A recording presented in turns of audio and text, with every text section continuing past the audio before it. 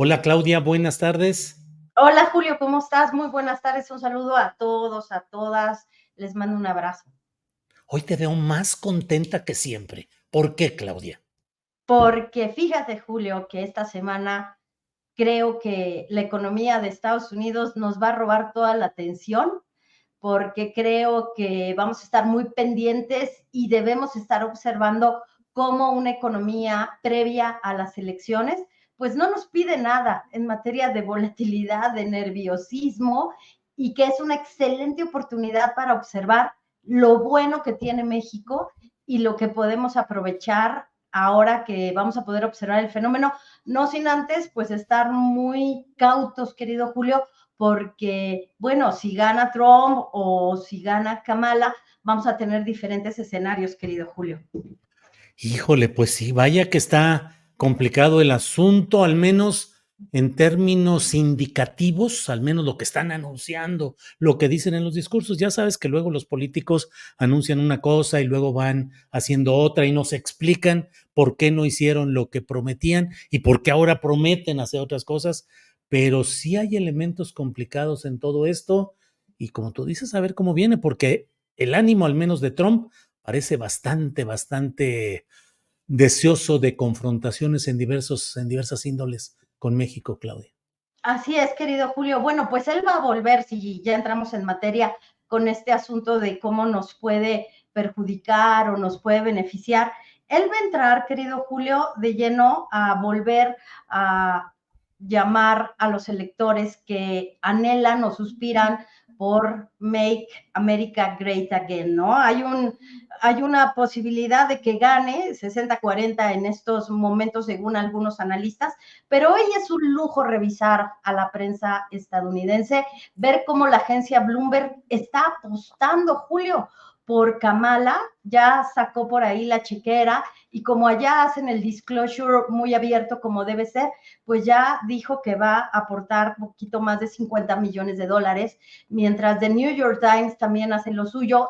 El dueño de Tesla, Musk, pues ha convertido la red X en toda una batalla campal a favor de Trump. Y bueno, querido Julio, lo que vamos a esperar también esta semana son los datos que tienen que ver con inflación, con Producto Interno Bruto, con los resultados trimestrales, con las apuestas, Julio, que dicen que si gana Trump habría una caída de 0.8 y que si gana Kamala habría una ganancia en los mercados de valores de 2%, porque claro, la continuidad siempre es mejor para los mercados porque no hay estos riesgos de transición, Julio, pero me parece que es muy interesante ver cómo en este momento el sesgo proteccionista, clasista, racista de Trump, y ha dicho Michelle Obama, querido Julio, que votar por Trump es votar en contra de las mujeres.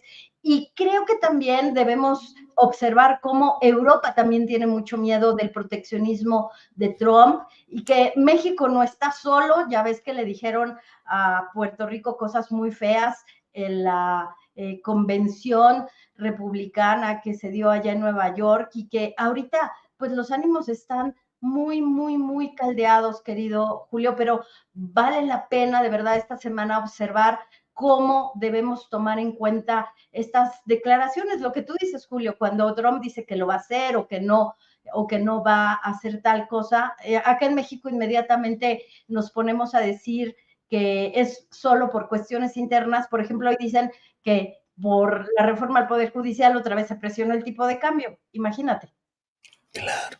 Claudia, ¿y qué otro tema tenemos ahí en el tintero? Yo ya no sé cómo va esto del presupuesto de, de Egreso. egresos, Uh -huh. cómo va las propuestas para la recaudación, cómo vamos en esos terrenos, Claudia.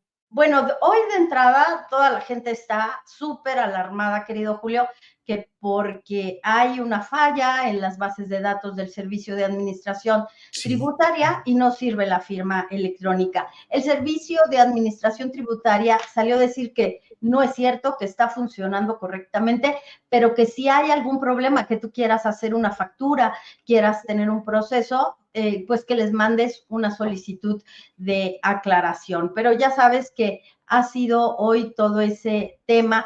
La recaudación en México está en niveles históricos otra vez. La pregunta sigue siendo ¿por cuánto tiempo vamos a tener esa recaudación? Hoy se dan a conocer también, Julio, datos que tienen que ver con el comercio. Y tenemos una diferencia que le llaman los economistas déficit, una diferencia entre lo que exportamos y lo que importamos, y es más o menos de 500 millones de dólares. No es una buena noticia, pero hay que leer ahí con lupa los datos. Bienes de consumo, pues más de 7 mil millones de dólares. La buena noticia es que se mantiene la importación de bienes duraderos, de bienes de capital, que me explicaba el otro día el presidente del COMSE, Sergio Contreras, que es muy interesante cuando esas importaciones son de maquinaria y equipo. Puede haber luz al final del túnel de cómo se están construyendo o reconstruyendo, en su caso, las cadenas productivas, porque me reclamaban acá también, Julio, que por qué me ponía a hablar de por qué no hay que comprar insumos. Ahí están los datos, 7 mil millones de dólares que estamos comprando de bienes de consumo, que tenis, que ropa, que cosas que acá podemos comprar en México, y que los bienes de consumo duradero y de bienes de capital se mantienen, los de capital por encima de los bienes de duraderos por encima de los 36 mil millones de dólares, Julio.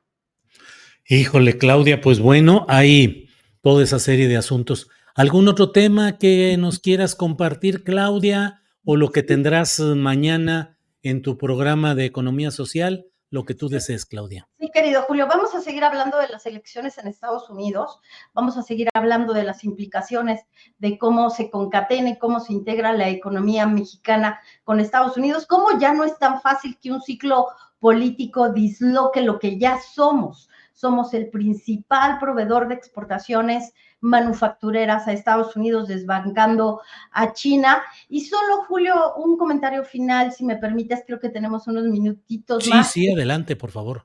Fíjate que tuvimos el gran privilegio de tener una clase con el exgobernador del Banco de México, Alejandro Díaz de León. Y aunque cuando estás en clase no está bien y es un problema de ética, de velar lo que dice tu profesor, yo sí les quiero compartir una idea que me parece súper importante. Al final de toda la clase que nos dio Alejandro Díaz de León, que fue el gobernador del Banco de México cuando los morenistas quisieron modificar la ley del Banco de México, nos dejó como una hipótesis de trabajo, pero que se confirma todos los días. Las redes sociales, Julio, están impulsando de alguna manera que los gobiernos aceleren el gasto público para mantener contenta a la gente. Y les quiero comentar esto porque hoy la prensa estadounidense está hablando de que podría haber un nuevo resurgimiento de la inflación.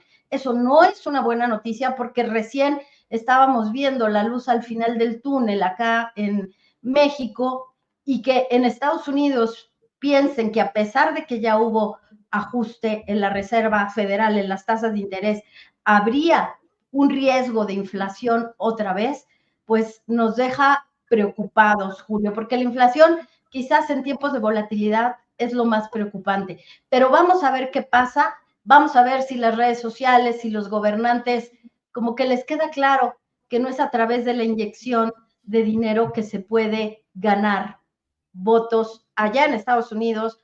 Acá en México, que yo ya les he platicado que con el M1 yo tengo una hipótesis de que también hubo problemas de inflación. Pero pues hasta aquí por esta ocasión, querido Julio. Híjole, Claudia, pues muchas gracias como siempre y estamos atentos mañana a las 8 de la noche aquí en Canal Astillero con el programa Economía Social, con el equipo de la gran revista Fortuna que pueden ustedes encontrar en redes, en kioscos y en lugares donde se expenden este tipo de publicaciones. Claudia, como siempre, muchas gracias. Gracias, querido Julio, un abrazo grande. Hasta luego.